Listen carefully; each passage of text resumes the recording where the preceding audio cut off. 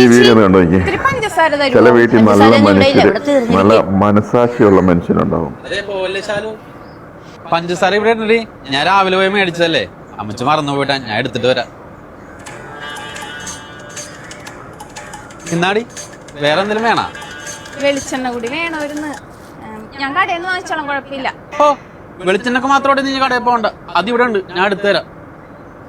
എന്താണ് പലചരക്ക് കട? വെളിച്ചെണ്ണ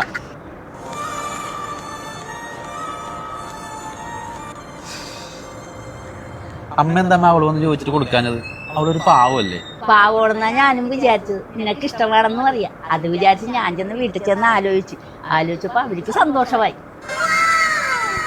അപ്പൊ അവളിങ്ങാട് ഇറങ്ങി വന്നു വെച്ചും ചോദിക്കണേ, നാണമില്ലതല്ലേ എന്നാ പൊട്ടന് വേണ്ടി കല്യാണം ആലോചിക്കാൻ. അവള് പൊട്ടനാണെന്ന് പറഞ്ഞപ്പോ എനിക്ക് വിശ്വാസമായില്ല.